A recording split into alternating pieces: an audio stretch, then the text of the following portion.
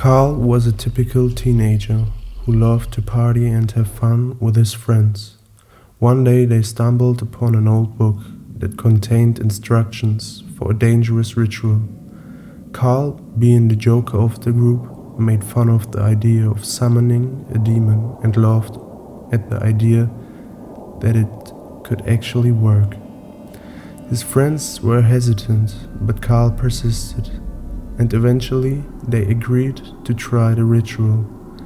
They followed the instructions to the letter and performed the ritual in a dark and abandoned building. At first, nothing seemed to happen, and they all laughed at the ridiculousness of what they had just done. But then they heard a voice, low and menacing, coming from the shadows. It spoke in a language they could not understand, and they all felt a chill run down their spine. Carl, the one who had made fun of the ritual, was the first to feel the effects of the demonic presence. He became distant, quiet, and moody, and his friends noticed that something was not right.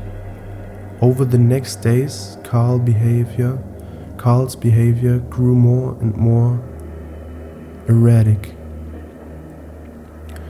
He would speak in tongues, and his eyes would glaze over, as if he were possessed by a malevolent force.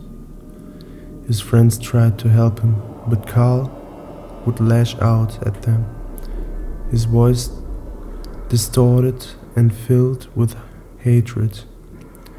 He became violent and unpredictable, and his friends were afraid to be around him. They tried to undo the ritual, but it was too late. The demon had taken hold of Carl's mind, and there was no turning back.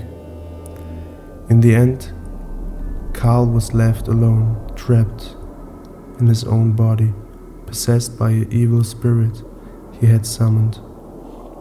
His friends were left with the knowledge that they had played with forces beyond their understanding, and they were forever haunted by the memory of the boy who made fun of a dangerous ritual and paid the ultimate price.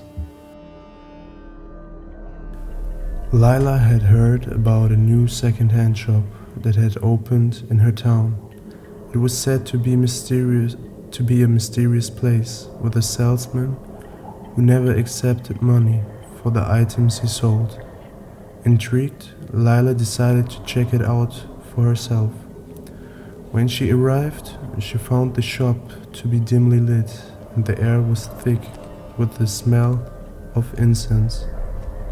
The salesman was an old man with a kind face who spoke softly and offered Lila a cup of tea. As she browsed the items, Lila noticed that they were all unique and had a strange energy about them. But as she went to pay, the salesman refused to take her money. Instead, he offered a contract to sign, saying that it was just formality and that it would ensure that the item was hers forever. Lila was hesitant at first, but the salesman assured her that it was just a formality and that everyone who shopped there had to sign one. She signed the contract without reading it carefully. As she left the shop, Lila felt a strange sensation come over her. She felt weak and disorientated, and her vision began to blur. She stumbled and almost fell before she could make it home. Days passed, and Lila began to experience strange occurrences. She would see things out of the corner of her eye, and hear whispers in her ear when no one was around. The items she had purchased from the shop seemed to have a a life of their own and were chaos and were causing chaos in her house. One night, Lila dreamed that she was back in the shop and the salesman was standing before her, grinning maliciously. It was then that she realized what she had done. The contract she signed wasn't just a formality. It was a binding agreement that took her soul in exchange for the items. Despite the contract, Lila returned to the shop to confront the salesman. But when she arrived, the shop was gone, leaving behind only a note that read, "The deal is done." Lila was never the same after that day. She was haunted by the items she had purchased and the deal she had made. She tried to warn others about the shop and the salesman, but no one believed her. Lila was left alone to deal with the consequences of her mistake, forever trapped in a contract she never should have signed. Louis had always found his neighbor, Mr. Smith, to be a bit peculiar. He would always see Mr. Smith doing his daily tasks at odd hours of the night, like mowing his lawn or washing his car. One day, Louis's curiosity got the best of him, and he decided to find out what Mr. Smith was up to. He began to watch him from his window, trying to catch a glimpse of what was going on. As the night went on, Louis started to notice that Mr. Smith was doing more than just simply tasks. He was digging holes in his backyard, moving large bags into his house, and burying strange-smelling materials. The more Louis watched, the more he felt a sense of unease. He knew that he had to find out what was going on, but every time he tried to approach Mr. Smith, he would disappear inside his house.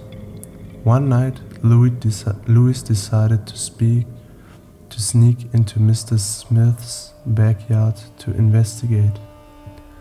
He crept quietly around the dark yard, looking for any clues as to what was going on. But then he heard a low, growling sound coming from one of the holes. As he got closer, he could see that something was moving inside it. Suddenly, a hand shoot out and grabbed him, pulling him into the hole.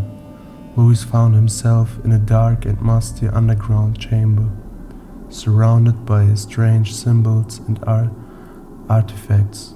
Mr. Smith was there, smiling at him with a disturbing grin. Louis realized too late that he had stumbled upon something he never should have seen. Mr. Smith had been conducting strange rituals and sacrifices, using the items he had been gathering in his backyard. Louis tried to escape, but he was too late. Mr. Smith had already completed the final ritual, and the ground began to shake as an otherworldly presence was summoned forth. Louis never returned home that night, and he was never seen again. Some say that he was taken by the otherworldly being that Mr. Smith has summoned, while others believe that he was sacrificed in the ritual.